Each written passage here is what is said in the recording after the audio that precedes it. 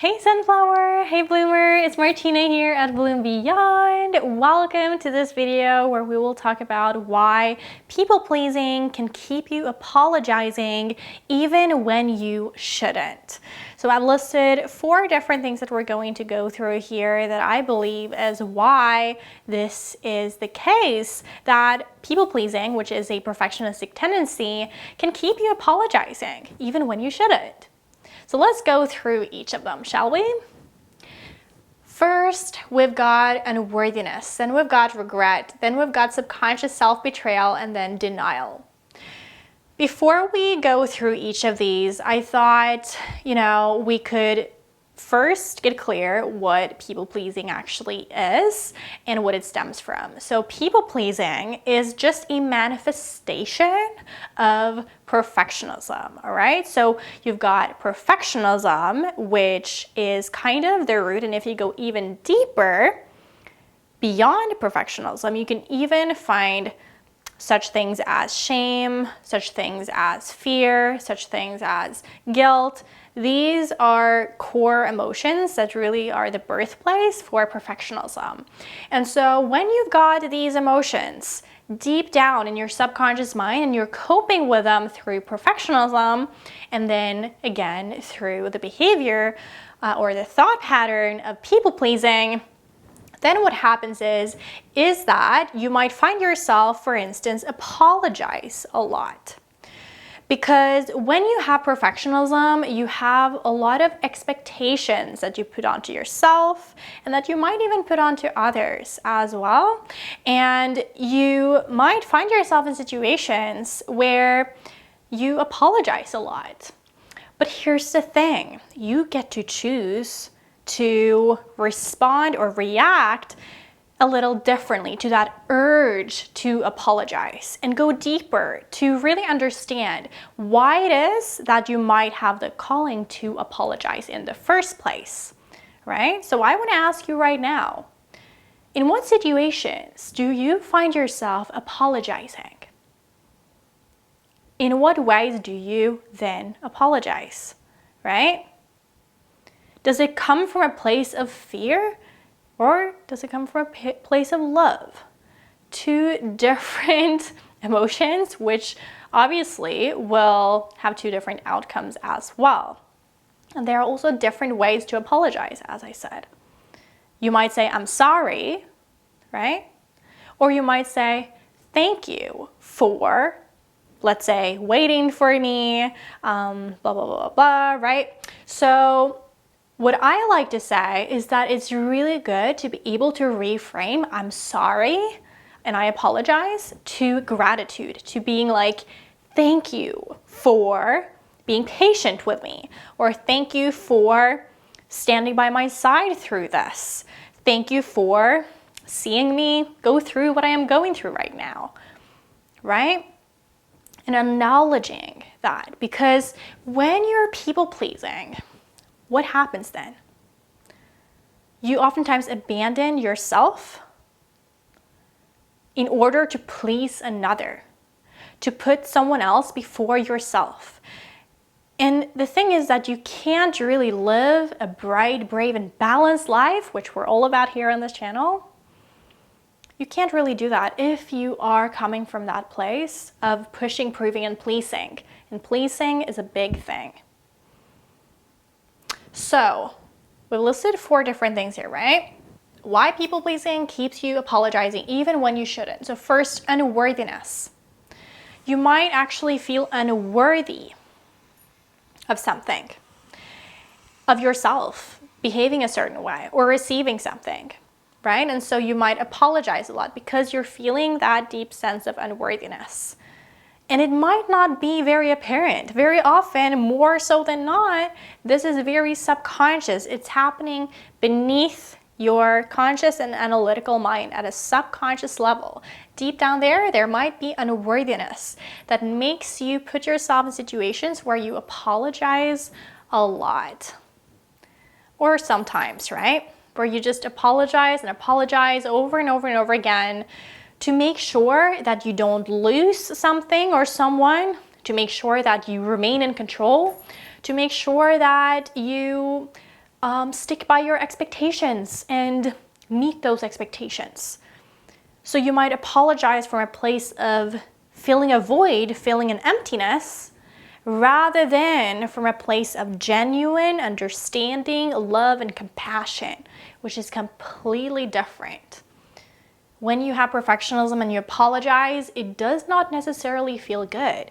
You might actually apologize and resent yourself or resent the other person as well for having apologized in the first place because you weren't meant to apologize. Does that make sense? So if you recognize resentment after apologizing, that might be something to look into. That might be a signal that that apology didn't come from a true place. It came from a place of really just being able to meet your sense of unworthiness or wanting to fill that void within. Make sense? So that is unworthiness. Then we have regret. So this might be another way, right, that this is happening. And so when you're apologizing, right, when you're apologizing, you might actually feel a sense of feeling better when you're apologizing. And so you just literally apologize to not have to cope with regret. So when you're feeling regret about something, then you apologize, which kind of makes sense, doesn't it? That, you know, if you regret doing something or saying something or behaving a certain way or etc., where you don't feel like you're aligning with those perfect expectations you put onto yourself, when you feel that regret, you go straight to apologize. So what do you feel regret about? How might you, instead of apologizing, meeting yourself, forgiving yourself first? That is crucial. Then we have subconscious self-betrayal. So what I mean by subconscious self-betrayal is that when you're apologizing, sometimes you might apologize by betraying yourself. So you're betraying yourself, right? You're betraying yourself at a subconscious level, and that then makes you apologize. All right, so you're abandoning yourself in order to meet someone else's needs and standards and their world, and you're kind of then enmeshing yourself with their world, because you can't meet yourself, right? You're betraying yourself with the act of apologizing. When you're apologizing, saying, I'm sorry, you might be betraying yourself by saying so. So before you ever apologize, ask yourself, when I apologize now, am I betraying myself? Am I abandoning myself? Because if that's the case, then the apology is not coming from a true place, your light. See? Sometimes also you might apologize because you are feeling someone else's pain, or you're picking up on, or you're having an intuition about, or you're sensing that the other person is going through a lot, or basically that they don't like you or approve of you, or basically don't meet you because you haven't apologized, right? And so you might apologize just in order to do so, right? But it's not authentic, it's not true. So this is perfectionism. It's masking a deeper issue, which is self-betrayal, which is unworthiness. Then we have denial as well. So denial can be another way that can lead to you apologizing. So when you're denying a reality, when you're denying that things are the way they are, when you deny that things didn't turn out the way that you wanted them to, because you have these standards in your mind, right? As a perfectionist, you have these standards. When things don't turn out the way that you wished, you go into denial. And that denial can lead to apologizing, because denial is a painful feeling, or it's at least, I don't even know if it's a feeling really. It is an act, or it's an act of thought, which then leads to shame. And then shame and guilt leads to you apologizing. So the key here is to understand that if you have some sort of shame or guilt deep down, which is the case with perfectionism, then you might find yourself apologizing. So I really recommend you, and I would absolutely suggest to go deeper and ask yourself, how might I reframe apologizing, saying I'm sorry, to saying thank you, right? Thank you for, and insert the blank. Because what that then does is that it puts you in a state of gratitude, and the other person too. If you come from a place of I'm sorry, oh, I'm so sorry about what I did, what I said, what I didn't do, what I did do, right? Then that creates a sense of lower vibration, and it doesn't really connect either. So that's one thing, but also recognize, right? If you find yourself having these people-pleasing tendencies and perfectionistic tendencies, identify when you are finding yourself apologizing, when you really shouldn't.